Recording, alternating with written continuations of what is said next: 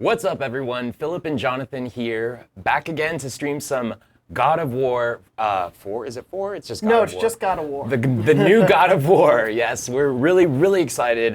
Jonathan is our actual reviewer for God of War. He gave it a 10. Yeah, Yes. you may have heard. I really liked the game. Yes, so we're going to talk about that a bit. Just a little bit. It's okay. Yeah. It's a good game. We're going to be discussing the score, which of course is a 10, and that's a masterpiece. That's what we call a masterpiece on Yes. IGN. Yeah. And we're also going to be exploring a little bit about the open world, telling you guys exactly how it works, showing a little bit off about how big it is and what there is to do inside. And we're also going to be doing a couple side quests as well, which is really exciting. Yeah. So. Yeah, we've talked a lot about in sort of podcasts and the review and everything of it's a contained open world is how we've been describing it a lot, and I realize that can be a confusing thing if you have not played the game yet, which of course you probably haven't. So we want to make sure we get what that is exactly across to you. It will make a lot of sense once we're out there, and here we are now. We're actually, it's called the Lake of the Nine. We promise, by the way, we will not give you any story spoilers. This is all just gameplay. Obviously, if you don't want to see any part of the game, maybe don't watch this part. But yeah, so we're in the Lake of the Nine right now, which is sort of your like hub area.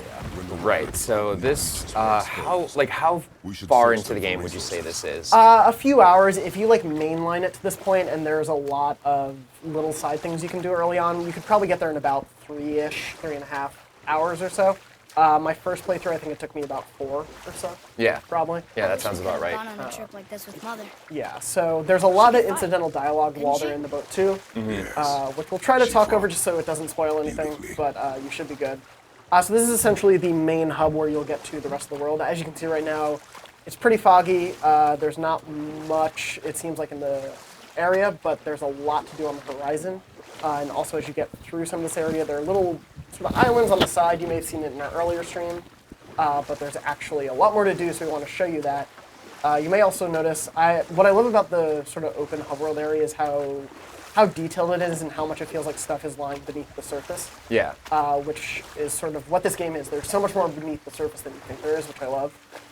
Just this, the whole scaly part. You may have seen the World Serpent in trailers. There he is up there resting. Know any good stories to pass the time? They also tell stories to each other, which I I don't love. know. Yeah, so Phil, you, always I has assume, stories. you've beaten the game, you spent quite a Weren't you bit telling in the me Lake when of you were a Nine. boy? Yes, definitely. I've done my fair share of exploration, which is great. I did beat the game over the course of 3 play sessions last weekend, which was an amazing experience. It's a very, very good game. Yeah. We're going to be talking a little bit more about that later. But I didn't get a chance to explore a lot of the side quest stuff, which, Okay. I'm really excited to do today. Now, normally in RPGs, action RPGs, I just go straight for the main quest, and by the end of it, I'm not really into the whole idea of going back and checking out side quests. But this game in particular, really hooked me. Because the side quests themselves are actually really fleshed out, and they add a ton of lore to the game, to the world within the game, which makes it just feel that much more lived in. Like it has a ton of history, and there's just a lot going on in there. Gonna get in the fight. Yeah, my favorite thing to say about this game is that everything feels intentional to it. Oh, I don't have that power yet. I'm so used to playing at a higher level that I'm missing half of my arsenal and it feels weird. Like the shield gets different abilities. And it's just like, oh, I can't do that with the shield yet. But you can level it up throughout the game. Yeah. Which is really cool. Yeah, what I love about all of the side stuff is it feels like there's a purpose to it. It matters to the game, it matters to the world, it expands your knowledge of their adventure. And I just kind of love, like, it feels purposeful, and I wanted to explore more, even if the reward was just more knowledge of Norse mythology, as someone who doesn't know it pretty well. One of these, so there's a lot of these chests throughout the world. There are these rune chests that you have to find 3 runes that are on that screen on the chest to unlock. So as we can see, there's one there, there's one over there, and there's one there, but can't get to them right now. Yeah. But wait, what is that, Philip? Ooh, it looks like some sort of mechanism. Interesting. So that's one of the, it's a perfect example of how some of the puzzles work in God of War. So you can actually see that Jonathan uses the axe, or is using the axe to reveal some of the symbols now that he can access, them and unlock the chest. And now these different chests with runes on them work differently. Now some of them you can throw your axe at a rune symbol and it'll just stay there forever. But some of them are timed, so you have to catch runes in a specific time limit within within the allotted time. So it's very cool. And as you can see on the pop-up, like these chests are really worth doing. We've talked a lot in the office of everyone who's played at IGN about whether or not should you do a lot of the side stuff in the middle of the game, should you do it while you're playing the main story, or just wait till after.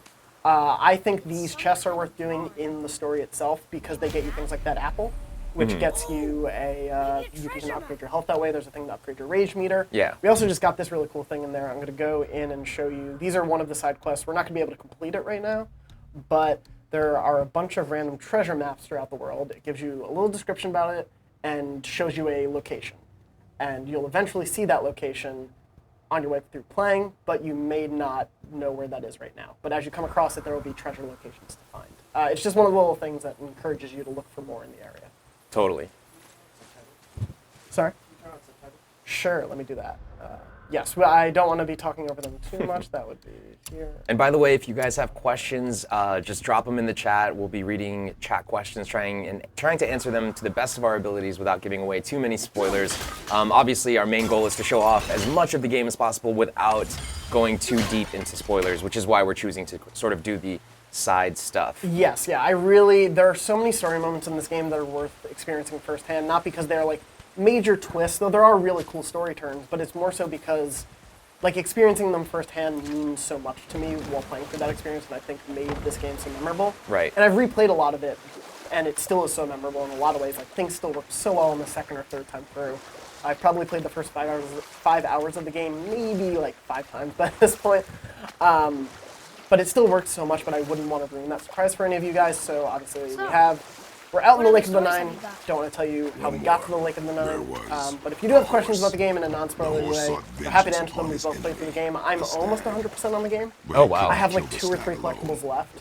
And that's the thing that I really want to say about side quests is like I couldn't stop doing it. I've spent so many more hours, like probably as much time as it took me to beat the story as I've spent on side quests, looking for things and exploring. Like right now you can quickly see there's a few things on the side that in this area, like, oh, there's undiscovered stuff still, and there's a lot that is still really undiscovered. 4 or 5 hours into the game, we're only at 7%.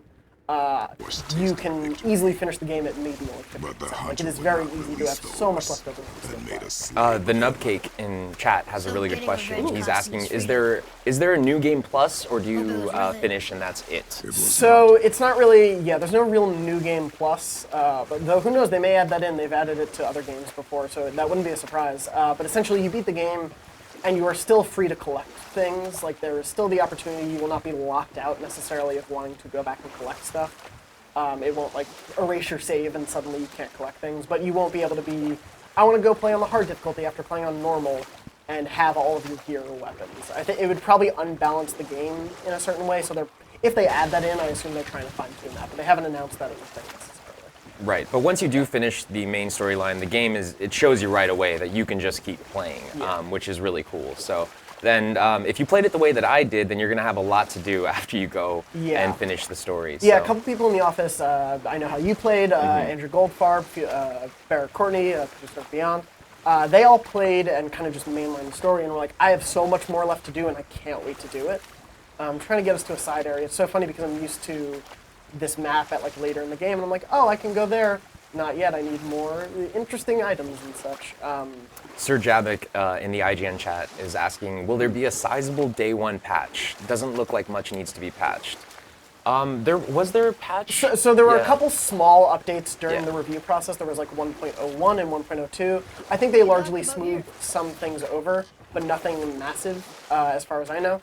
I think there will be a day 1 patch or something you'll have to download when you play it, but it's not necessarily like they added 700 textures to the game and oh, by the way, the second half wasn't finished. It's very much the game as you play it is complete. Right, and you know, once you do start playing the game, just from a technical aspect, it runs really, really well.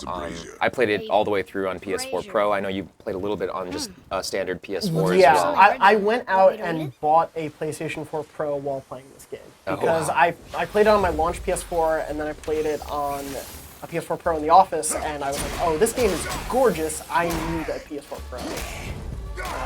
Yeah, it totally is, and especially if you have a 4K TV with HDR capabilities, it really takes advantage of it, and it does it in the most subtle ways too, where it's not like gleaming with these bright colors in your eyes, but the colors that it does choose to accentuate it just makes the game look that much more beautiful. So yeah, really great. The thing that really hit me while I was playing back then was, oh, the fur on his armor looks so crazy detailed. Like, there were little touches like that made me go, oh, I need a 4K TV. Yeah. And I've been someone who, don't get me wrong, I love my games to look very good, but I've never been like a graphics snob in any way or felt like I needed the highest equipment. I don't have any sort of high-end PC, but this very much made me go, oh, it's worth it.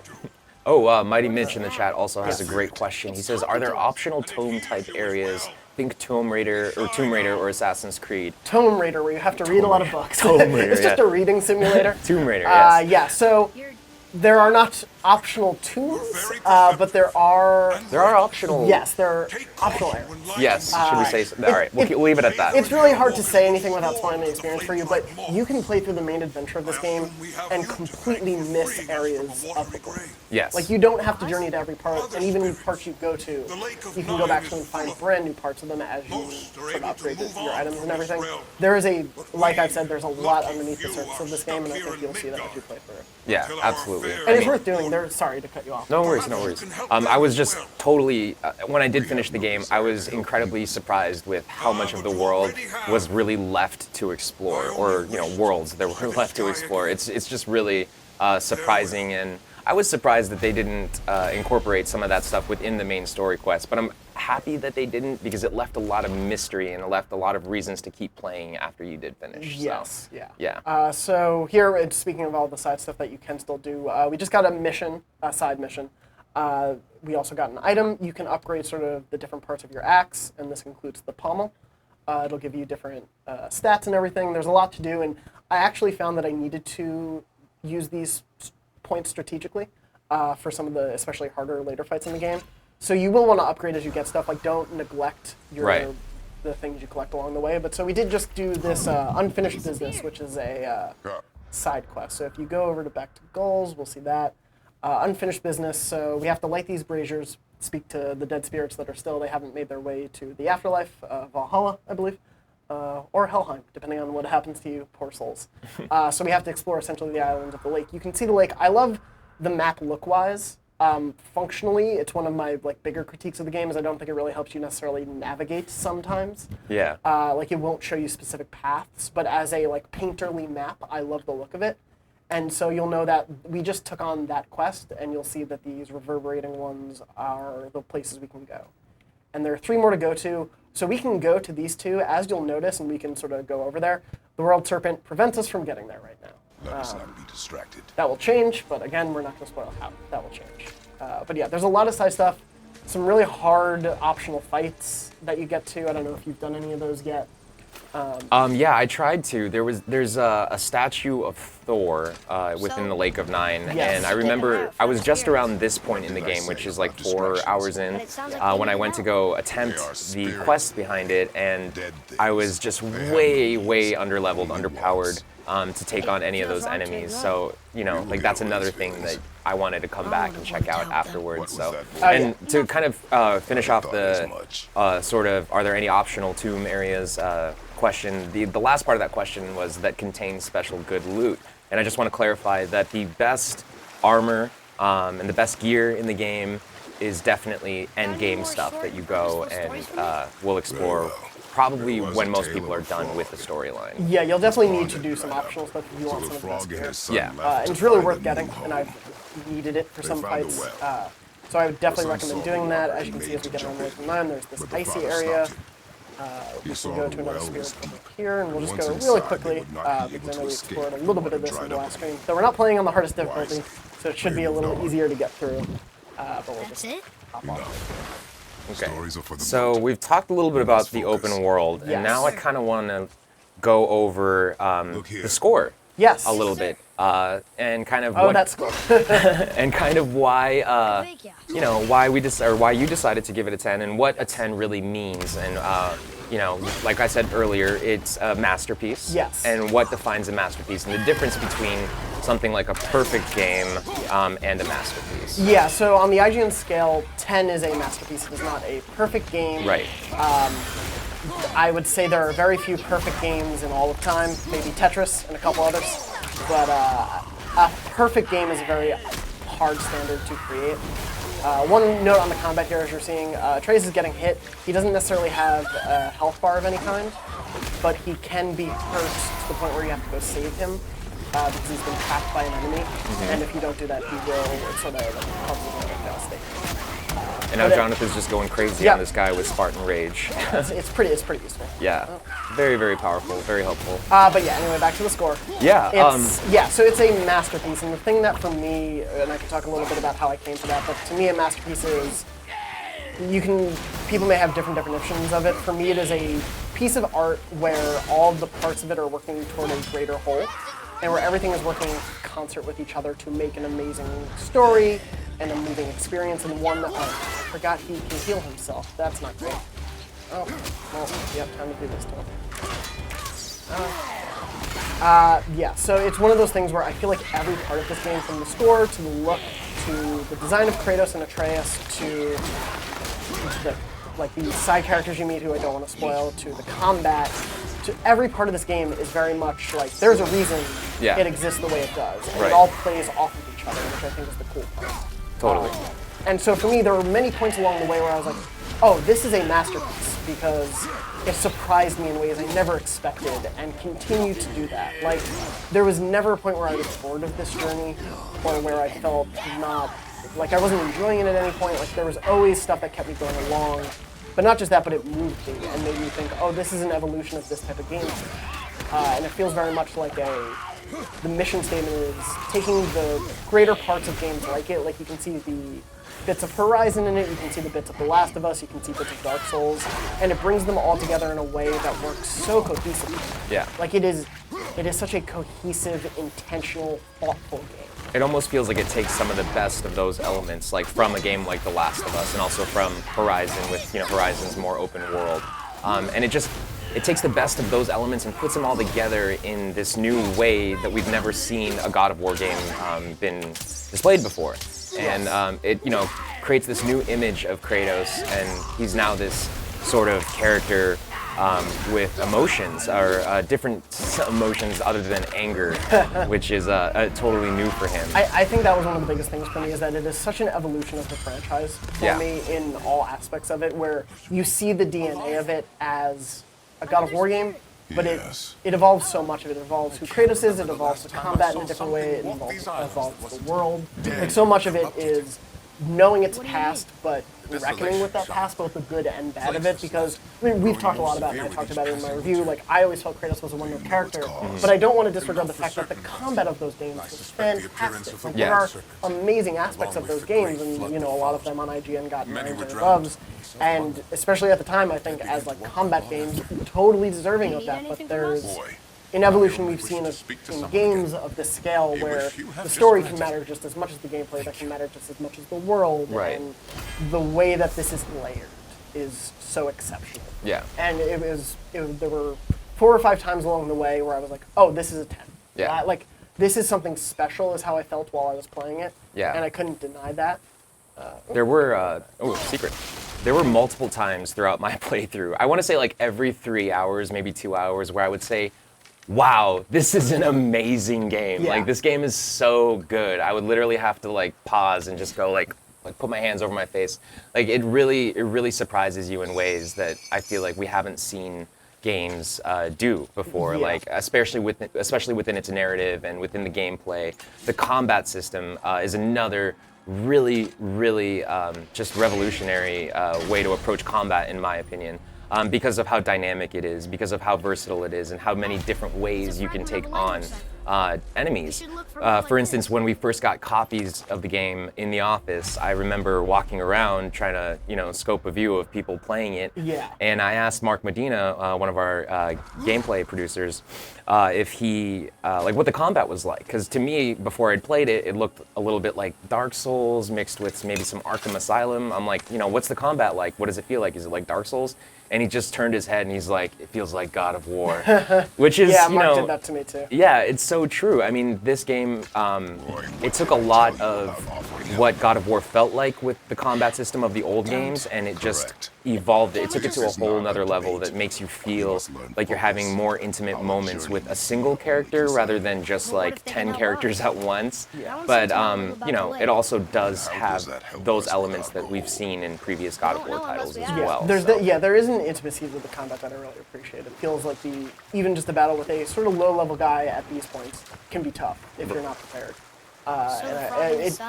As I was saying before, like every part of it just feels thought through. It feels like Max Scoville said this on Beyond when we talked about it, but it feels like it's a game that the developers played. Like they played through it and understood what was and wasn't working and refined it for that. And it really does feel like there wasn't a part of this game that wasn't thought through, and which I love about it because it's so easy to be like, oh well, they just maybe didn't have time to think that part through, or they didn't have enough time to work on that aspect. But it feels like they worked on every aspect of this game, to the nth degree because they needed to. And I love it. It feels very, very highly polished. Like it wasn't sent out of the oven too early or anything like that. Yeah. They worked on this game for a very long time, and you can tell that the developers really were passionate about it. It just shines through. So it's really a great experience. But we're getting some really cool questions in chat here. Sir Javik asks, is there a special or collector's edition or anything, including a map or soundtrack, for example? Yes, so there is the Stone Mason edition, which we'll actually have an unboxing of pretty soon on IGN. You can look forward to that. Andrew Goldfarb did that one. It has a lot in it. It has a Kratos and Atreus statue. I hate these guys so much. Yeah. I'm so bad with them. The Revenant, is that what it is? Or what are those enemies Revenant, called? Yeah, Revenants, yeah. Just stop moving. So those enemies are really tricky because they teleport all the time and you have to use Atreus's bow to stun him, or I found that was the best way to get him. Yeah. And I'm going to actually die, so let's try to have that not happen. Right. Get that health. Oh boy, no, don't give me more people. Alright, there we go. Yeah. There we go. And as difficult as these enemies are to fight, I never did find them like annoying or frustrating. It was always just a different sort of way to approach combat. Like I feel like there's a lot of versatility within the enemies that they throw at you throughout the game. Like you're never really bored because you're fighting too many small minions. Like it's just a roller coaster of what you're running into from time and time again. All of the combat scenarios feel very well balanced. Yes. But yeah, so that special edition, the Stonemason edition, I believe it's 150, maybe 130. It has a statue, it has a cloth map of the game's world, it has a digital soundtrack, it has a few collectible little minifigures of things and some characters in the game. A really cool keychain of one of the characters. It's a really cool edition, I actually like it a lot. It's very easy for special editions to feel like cash-ins, but I don't think this one feels like that at all. Yeah, exactly.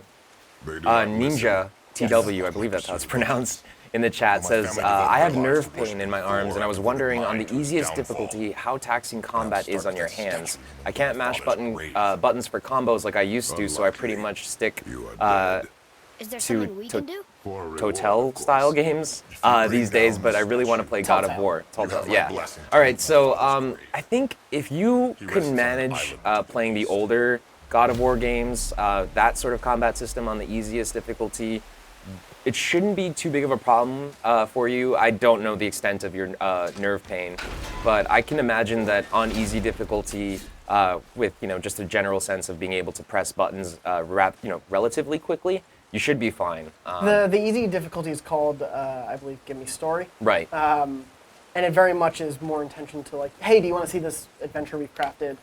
Don't worry about these foes being too big a challenge for you. You can just enjoy the story.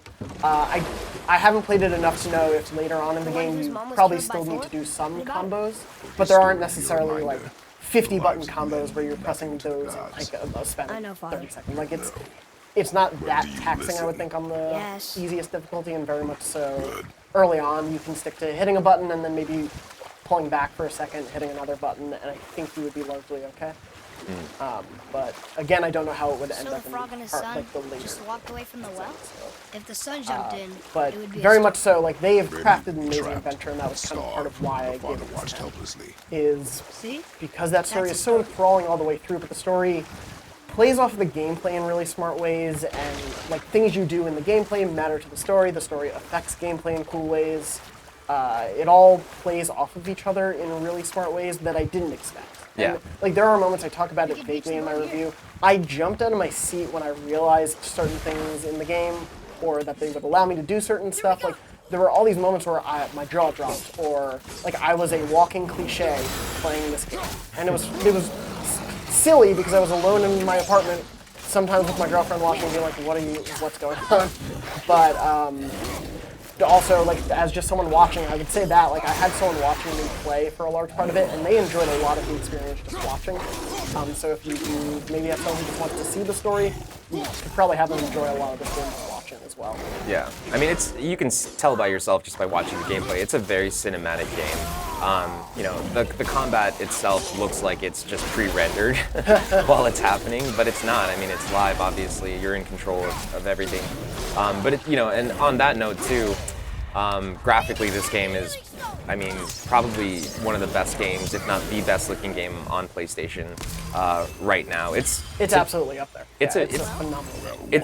It's amazing that they actually got this game, or any game, to look this good on a console right now. This looks like it's running on a high-spec PC. It looks pretty fantastic, especially when you're playing in sort of the favor resolution mode, is what I kind of played on for PS4 Pro, which is checkerboarded 4K. It allows for, and it looks fantastic. I kept saying, obviously you can't really tell now, it's also a little cloudier. I would tell people, the sky is real. Like, the sky looked real to me, and I just assumed it was a very high-res JPEG that someone put in the game. But yeah, this game can be absolutely gorgeous, and there's stunning vistas you get to. Can I get that one? Turn? No. This one's tricky. This one's a little bit more about aim. So you can see, like, this is this version of the rune puzzle, which they're all pretty different. A lot of them just rely on you carefully looking for the rune symbols and finding them. Some of them are very well hidden, where I've just spent like a half an hour looking for the last rune and I just couldn't find it, so I had to move on. So yeah, they're definitely challenging. In the earlier portions of the game, is that yeah, that's an Eye of Odin, right? Yeah, when Odin's raid. Odin, yes. Another collectible, yeah. You can always do it that way and just make it turn the opposite way. And then we get the chest. Cool. And so, typically, what do you find in these chests? A lot of the rune chests are things that will upgrade. The upgrades, you'll see. Yeah, that one. There's also one for the rage meter. They are in sets of 3. They upgrade I don't know what we're still your doing. health bar and rage bar. Right. So they were very much a thing where I'd be like, I have 2. I really want to see what happens next in the story, but oh man, I need that extra health. Let me do it. And it is absolutely worth it, especially for later in the game.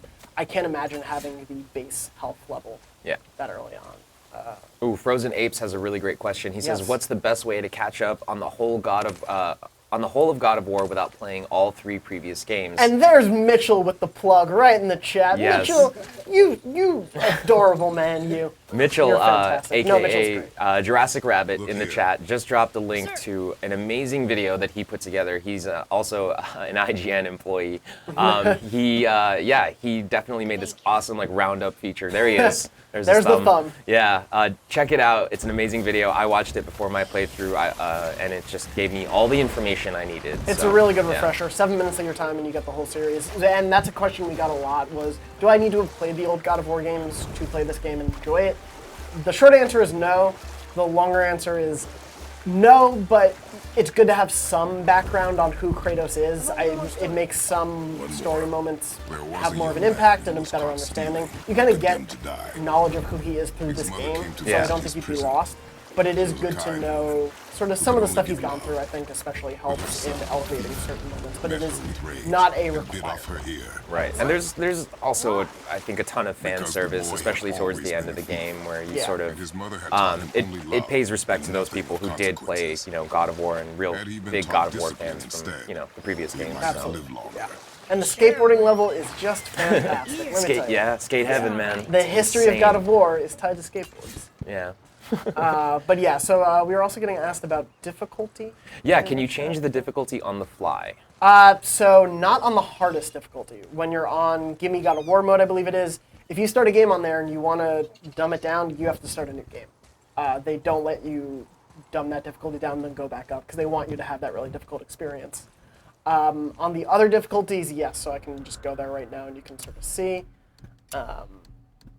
where gameplay would be. So we're on Give Me a Balanced Experience right now, because I'm also talking and would like to not die. Give Me a Story is that earlier mode, which doesn't really have a gameplay challenge, and then there is Give Me a Challenge, which is hard, and the combat's a little more difficult, and experience is definitely more required.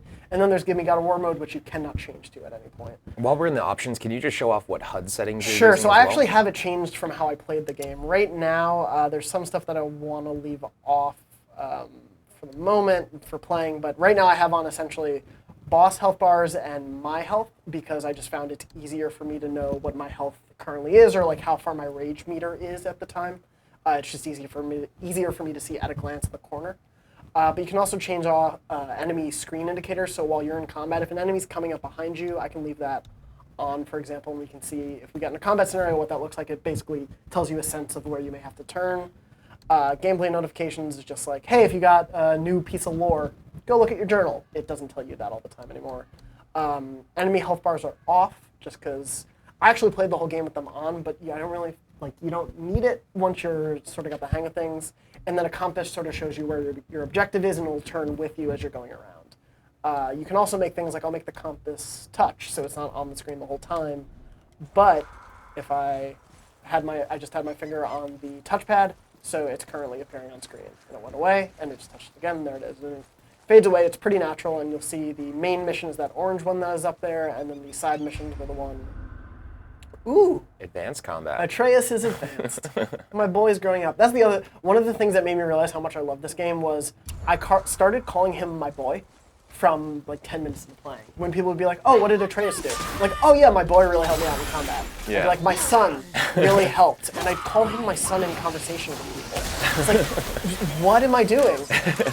You've grown attached to the boy. I did so much, and that is one of the things I cannot say enough that was part of the 10 for me, was how well the Kratos-Atreus relationship plays in the game, both in story, both in combat, in every aspect of this game, it matters, and is played with, and is smart, and feels earned in a lot of ways. And there's an evolution from the beginning where he's calling him boy and barely looking at him. There's been a few moments in trailers where it's like he will sort of put his hand on his shoulder to comfort him. Obviously that changes and grows and goes in different directions than I expected at certain points, and I think it works so well throughout the game. It does. Yeah. Yeah. Also, one of the things I talked about in my review, which some people were unhappy I spent 2 sentences on, I love the axe. The Leviathan axe is one of my favorite weapons in the game in recent memory. Me too. It is, what I think is so cool about it is both your melee weapon and both also a projectile. And it works extremely well as both. Yeah, so we can leave that there, and you can go along and punch and kick and do all that and have Atreus show arrows and everything. And then when I feel like having it back... Are you able to show off the skill trees at all? I don't want to... I can spend a little time on there. I don't want to show too much, just to show I don't want... No, just to show that there's multiple skill trees here. Yes. So There's some for... You're right. You have the axe, you have the shield, and your rage meter as well, and then also you can upgrade Atreus' combat. Right. So we very much can upgrade things. I have a bit of XP. I'm keeping it for one thing, which I'll upgrade if I can during the stream. We got a little bit of time maybe to get there. So you're not just working on upgrading the axe. You can also upgrade your shield, which goes in line with your hand-to-hand combat, and it's just as handy and important throughout the game as the axe itself is, because the game really does incentivize you to use different combat styles and to mix it up. Depending on what enemies you're fighting. So I thought I'd spend the last 20 minutes of the stream trying to kill this one raven. I feel like you guys would really enjoy watching it. No, I became obsessed with hunting down those ravens. Can you use Atreus to try and shoot? You can, I think. I swear I have, but because we're too far away for it to register, it's not necessarily hitting them well. I'm going to spend 1 minute. No. I'm going to need to arc it properly. So we'll do that later, maybe at the end. It's just me doing that for 10 minutes. Wange in the IGN chat, thanks for being a Prime member, by the way. He asks, how is the soundtrack? The score is phenomenal. Yes. So it's composed by Bear McCreary, who's done The Walking Dead and tons of other scores. He did a fantastic job of using instruments that were sort of used in telling of Norse mythology frequently. It's part of the game itself, and it feels like a fabric of the game. Again, every part of this game feels like it is informing the other parts. So the score very much is used properly to elevate certain story moments. It's used to hint at big, like the sound ups when you come to a new vista are incredible. It elevates some of the emotional moments. It's really well done. Like I can't praise Bear's score enough. Yeah. Good job, Bear. Completely agree. Yeah, he really did a phenomenal job. I mean, he's a great composer in general, so I wasn't surprised. But yeah, and what I love also about the axe is it's used for puzzle solving. We've seen it with those chests.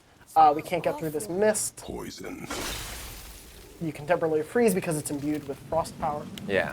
But yeah, it's just like little touches like that where this one weapon. Don't die on me, man. I don't have any health potions for you. It's those little things where like so much of this game is thought out to, hey, you have this weapon. Like this is your new weapon. And it works so well for so much of the game.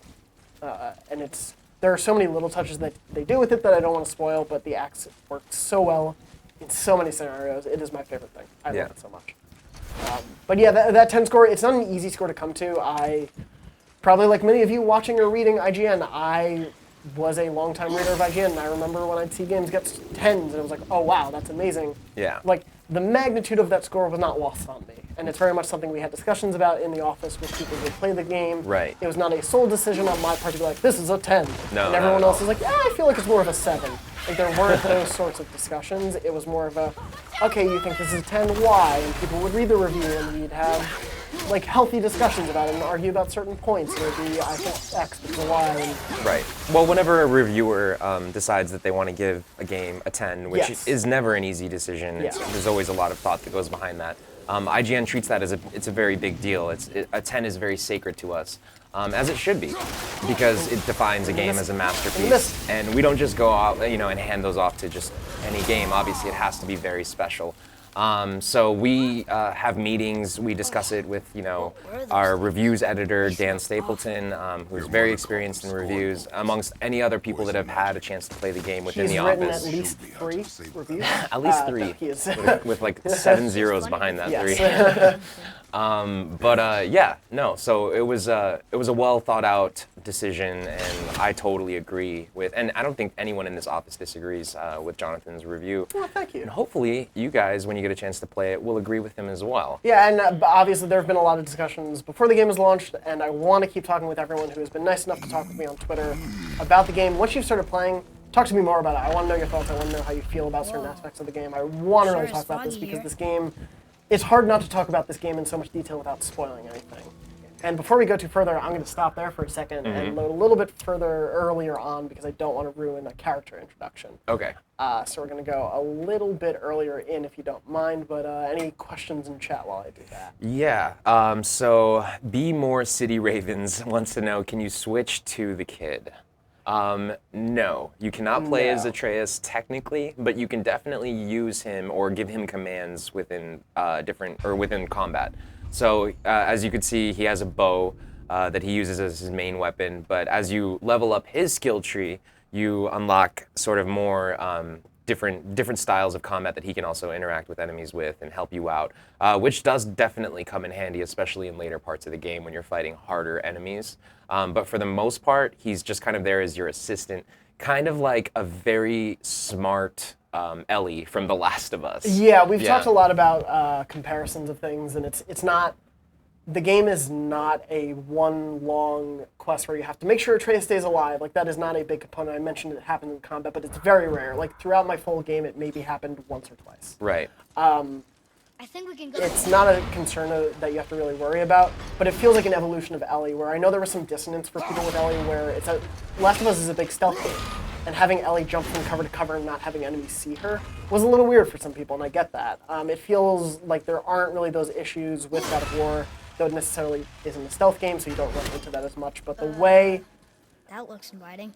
Atreus is always there, he's always commenting on your story. Yeah. The relationship between the two of them matters, but I never had to worry, like, if I need him to shoot an arrow, he's not on the other side of the map. If I needed to jump in the boat, he's not running for 10 minutes to get to the boat. He's always there. There's And- no babysitting involved. Yeah, Yes. like he's just a natural sort of part of your character. Yes. Like he just follows you perfectly around. Yeah. So you don't ever have to worry about losing him, or if he's not going to be, if he's not on the elevator with you before you have to go up, you turn around and he's behind you, which is pretty ironic.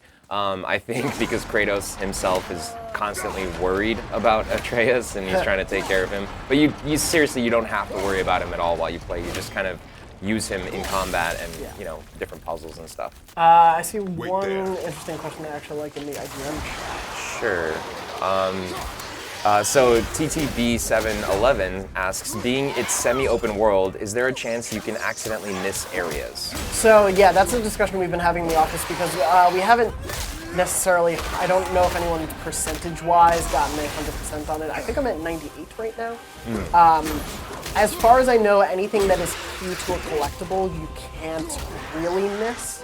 There are areas that, as you go through, will change and transform, and you can't necessarily go back to a few of them.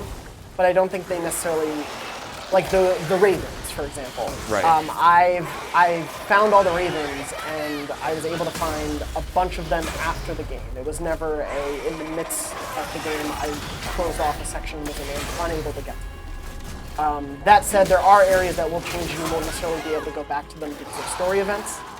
So just keep that in mind as you're exploring. Like some of the optional chests, like one in that little crook over there, those aren't counted necessarily on any marker, so you may not be able to get all of them. But for the large part, the open world you can get to. Acid 857 has a good question. I'm not sure if we can answer it though. Sure. He asks, will we fight the gods? Which gods? Which gods? Yeah, the ending fight with Jesus was pretty cool. That was pretty epic. Yeah, yes. like having gone to see that Catholic coming. school, I had a lot of questions about their decisions, but I was okay with it. Oh, there's still an enemy back here. Go ahead. Yeah. No. Dummy. But I did want to touch on one thing about the relationship between Atreus and Kratos. It's, obviously Kratos is a god and Atreus is totally just like this. I don't know how old he's supposed to be in the game, but I think he's around like 12 Yeah, or 11 that years seems old. And he's totally just like a 12-year-old kid. So it's hilarious to watch this like god essentially be like, boy, come over here. And kids like, all right, I'm coming. You know what I mean? Like they really built their relationship in a special way. I think that works. I mean, I think in a way of not spoiling it is like, this is God of War, and I would say they are now exploring Norse mythology, and it would be odd if there weren't major Norse figures in the game. But I think the way they use Norse myth and which gods and other main figures they choose to use and not use is very clever. Yeah. As someone who only has a very tertiary knowledge of it, like I would assume to them sort of the mainstream knowledge of Norse mythology probably is the Thor MCU movies. Right. And the way that they use some elements you may have seen in some of those movies and the way they use things that you've never maybe even heard of is really smart. And I think from some of the people I know who know Norse myth a little better, it seems to honor that myth pretty well. Nothing so far has been too out of the blue of any kind. Yeah. But yeah, I would say that it's very respectful to the lore. And I would say if you know Norse mythology, you will see some people and figures that you know. It's a God of War game. Yeah, absolutely. Yeah. But who let's they see. are, I don't want to spoil. Yeah. No, we'll keep that Yeah. on the down low as a surprise for you guys to find out. But it's really exciting once they do pop up. Let's see. How hard would you say the platinum is for this? Ooh, that's a good question. So, don't want to spoil any of the trophies in the game. There are, of course, some that are story related. I'm so happy there's a trophy question. I love hunting for trophies. Thank you for asking. Who did ask that? I just want to. Oh, that was Sir Jabik. You're a good sir. Thank you for asking. I would say it's a very manageable platinum. A lot of it is related to some of the side stuff that you have to collect and things of that nature. I don't want to say too much without giving it away, but there's a lot that if you want to get the platinum, you have to see kind of every corner of this map. And I think that's what's really cool about it is that it doesn't encourage you. It's not like toss a guy into the air and have Kratos hit him or have Atreus hit him with 700 arrows within a minute. Like, it's not weird challenges like that, but it is stuff like Wish Mom was here to see you'll it. need to explore some of those optional areas. You'll need to go and complete certain challenges, and it really encouraged me to see all of that. This is sort of a moment we've seen in some of the trailers or moments like this.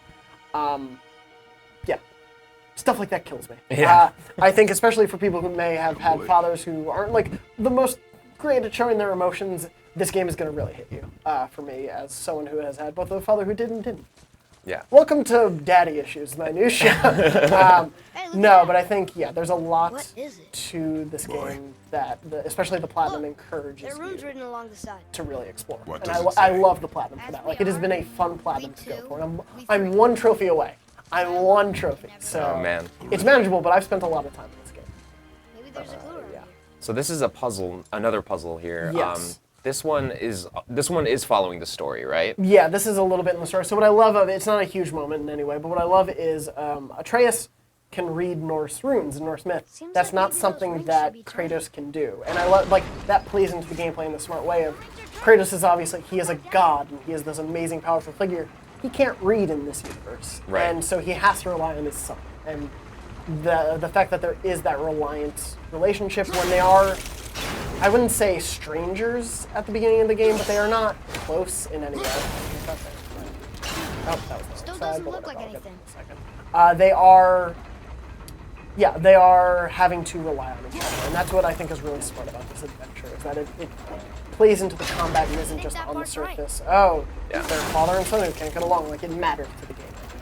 Exactly. And the way they sort of weave it into within the narrative to make it make sense, to make Atreus seem like he's actually useful to Kratos is like that. Like, he can Boy, translate runes. He also what do keeps those runes a say? diary or a journal that says just keeps track of how family. enemies work, almost like a It's not a strategy clue. guide, right? Yeah. It's the yeah. answer. So it's really cool. It's in your options menu. You can go check it out. Right? Use And it's your written knife and trace through the his runes into the perspective, sand. like through the eyes of a young boy. So it's Insane. very, very fascinating and just adds a ton more lore to the world. And again, it's those little details. Like, that was the thing I said in my review is the lore felt like a reward in this game, and I wanted to learn more. Like, as someone who really doesn't know Norse myth, I fell in love with Norse myth in this game. I Yeah. genuinely wanted to know. I bought Neil Gaiman's Norse Mythology, which was, like, recently released. I bought some, like, older history happy with my textbook-esque book, but books about Norse myth. I'm happy So if with you have my any book. recommendations, tweet at me about that, because I behind really us want to now? learn more. But it did that for me, and I did not expect a game to do that, to make me want to go out and learn more, like, in this way. And just little touches like that where the myth and stuff that you learn in the game is such a great starting point for learning all of that. And you also do pick up different, I'm not sure what they would be called, but you can learn new languages along the way, right? Yeah, we'll stay away from what those may do, but Okay. yes, there's some stuff in there. Right, yes. Yeah, it's really hard to talk about this game without spoiling this stuff for you. We're gonna get to sort of like a big boss fight here, and this is sort of how we'll wrap up the stream if I don't die. I These won't die, tracks. hopefully. Yeah, we've got about 10 minutes, 9 minutes left of the stream, so get your questions in right now if you guys have them. We are ready to answer It is them. important So for a Yeah, warrior it to keep is. his skills Yeah, sharp. it's a very, very layered game, and I think that's why we sort of ended up on that 10. And even if you're someone who's not hunting for the trophy, that side stuff is very much still fun to do. Like maybe I want to get 10 of the Ravens, and you're like, you know what, I got it. That's cool. There are war markers throughout the game. If you only want to get a couple of those, that's fine. I understand. And this is right now, like, would you call this a mini boss? I would call these guys mini bosses. Yeah. Okay. So this is a mini boss right now. They're not. I wouldn't call them too difficult to take down on medium difficulty, which is how I played. I think that's what we're playing on Yeah, right the now. normal sort of difficulty. Yeah. What's really cool about these, I believe they're trolls. They all have, you'll see the name at the bottom of the health bar. They all are different trolls. They're all specific, unique trolls that have like a history and a backstory. Yeah. And it's not just troll number 4 that you're fighting. It's really cool that, again, little touches like that you come a long way to appreciate. It's so smart and so well thought out. And really, Sir Javik says, avoid if you think it's a spoiler. I don't think this is too big of a spoiler. Does the game allow room for a sequel in the same mythology? Do you think it's a spoiler if we answer that? I'd say the game leaves room open for a sequel. And Yeah. I would say in the way that obviously several games took place in Norse myth or in Greek myth. I would say that they still have plenty of ground to cover in Norse Right. myth because there's a lot to it. Like you don't meet every single figure in Norse mythology in this game. You don't need to worry that this game is every single layered thing. It is still incredibly deep, and that's what I love about it. I think there are still aspects unexplored. I'm so trying hard to talk around it. Disappointment has a fantastic question. I'm sorry, did I cut you off? No, go ahead. He wants to know how many squirrels are in the game and can you eat them? Oh boy. I want to say something, but I think it would end up being a spoiler. Don't ask any questions about squirrels because that's just going to give it away. I was so paying attention to these answers. Now I'm embarrassed. I'm sorry. It's okay. I can try one. It was the squirrels. The squirrels really got me. There are some squirrels in this game. I don't want to say more, but there are squirrels. I will say that there are seagulls in this game that you can definitely kill as many of them as you'd like. It's kind of seagulls, hilarious. some frogs, Yeah. things of that nature. Yeah. Now I remember the key to this boss fight. I was being very for a second. Be More City Raven says, so this is part RPG. Yeah, it's like totally an action RPG where you're not really leveling up, but you're getting stronger throughout building your skill tree and getting better gear. Like you never get that like da-na-na-na, like level up, symbol going up on the screen or anything like that. Phil, looking could that be fun? I know, right? Yeah. So I think to me this felt like an action RPG. It definitely has RPG mechanics. I wouldn't even call them light RPG mechanics. No. I would just say straight up RPG mechanics. I would say the skill trees and the way you can upgrade your axe and your armor is pretty complex and was more, again, layered than I expected it to be. And I really, really appreciated it for that. And it made me invest more in the game than I expected to. Yeah. I expected sort of to have like a tertiary enjoyment of, I can give him this cool chest guard or one that looks more like a tunic and that would be it. But no, it mattered to my gameplay style. Yeah. Which I thought was really cool. Yeah, I mean, I don't want to go too deep into it, but like you can essentially make different builds for how you want to play the game, which is really, really cool. That totally took me by surprise. So if you're somebody who wants to like be more with elemental powers or focus on stuff like that, Supposed to get him. you could, or you could just focus on being really strong. So there's a wide variety of ways to play that appease lots of RPG fans out there. So much for that. This was a bad idea. I keep trying to play like I'm like my late game overpowered self. It's not really gonna work here. D Nice asks, is it long? D-Nice. Is it a long good game? Wise for the money? Worth the game? Worth buying? Yes. So This is a game like I've told people to buy a PS4 to play this game. Yeah. So I would say yes, it is worth the money. The story itself will probably take you 20 to 25 hours to beat or so. Is he in trouble? 20 to 25 hours, and I would say there's just as much of that side stuff to do. yeah, definitely. Like you will not want per game. If you're expecting a 400-hour Skyrim, don't expect that. But it is deeper than I expected. Yeah, no, I think Jonathan puts it perfectly. Like, not only is the game worth the price of $60, I think it's worth buying a PS4 to play this game. I think this is definitely like a system seller style game that Sony should be very proud of. Yeah, the level of care that went into making this game is very important. Yeah. In sort of every aspect of it, and also punching a troll's butt. Like, how many games can you say you punched a troll in the butt? Exactly. All right, I'm gonna take this guy down. And we'll wrap him up in a couple minutes. So this is a good way to end it. Nice. Yeah, and that's another thing. I feel like people are like, oh no, it's gonna be a God of War all about the feels and no action. I just smashed the stone on a troll's face. That was pretty cool. Pretty epic, and there's some loot there too, which is awesome. Yeah. Get some good stuff. Ooh, you want to talk about that? Yeah, so you can upgrade your axe with light and heavy special attacks. They are also upgradable attacks. And you find a lot of them throughout the game too. Yeah, so I'll do one. Yeah, you can kind of find the ones that work best for you. So this one. This is our first heavy rune Yes, attack. you can see it on the right-hand side. So that's kind of what it'll do. They have different aspects to them, and you can upgrade them if you have enough XP, which I do not. But you can upgrade them, and the sort of orange stat on that bar will tell you what the next upgrade will look like. So we have that one. I have Hell's Touch as my light attack, which basically is just sort of like a quick stun, but we can upgrade it to do a little more stun. Right. And you'll see cooldown is there. Cooldown is a stat that is affected sort of by the different armor that you have on. I don't believe I have a talisman yet. No, not at this point. And it is super, super satisfying when you pull off like a heavy attack or a light attack on a group of enemies, because it's very cinematic. Like I've been saying, the combat itself is so cinematic, and it just is exemplified and emphasized within those rune attacks. So, and there's like a ton of them to do. They're really fun to pull off. Yeah, it's not a like crazy combo heavy game. Like you can do sort of stilted attacks and still be okay, but you can get into a groove that is pretty awesome. Where's the third one? Is it over? Yeah, it's right there. That's gonna be hard to do, I forget. Adenine asks, is there one singular ending, or are there ways to get different endings? And I think this is going to be our last question from the chat. No, there's a story ending to the game. There's no sort of like, if you didn't collect all of the ravens, you will get a bad ending. It's not sort of like, there's an intentionality to the story they're telling, and they tell that story. Yeah. So I don't think, you don't feel like you need to collect everything before you finish the game to get a better ending. You won't. I will say that after you beat the game, keep exploring. There are secrets embedded in this world, especially as you're upgrading, can explore things more. Keep exploring and go back to places you've been to, explore. Even the earliest areas of the game, you'll find some stuff to unlock and all those things. Like it rewards you for going back, and also there are very like clever lines of dialogue where if you go to a place that had a certain meaning at some point in the game, has a different meaning when you go back. It's very much a game with a single ending, but there is so much more to this world.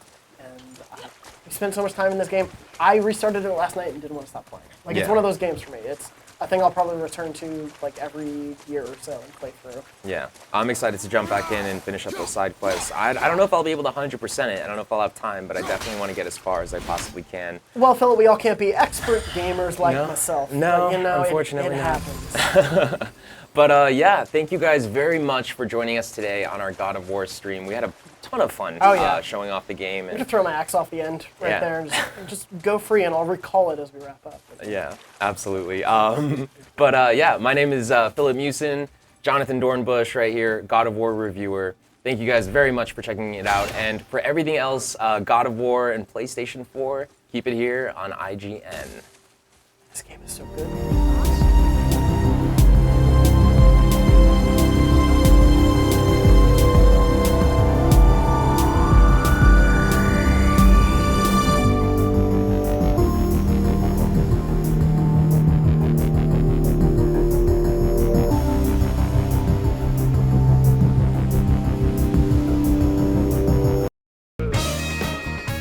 Coming up on Up at Noon, Disney Infinity might be dead, but its art style lives on. We've got something that isn't quite a Bloodborne amiibo, but pretty close. And how will this console generation's best games hold up in 20 years? All that and more right now on Up at Noon.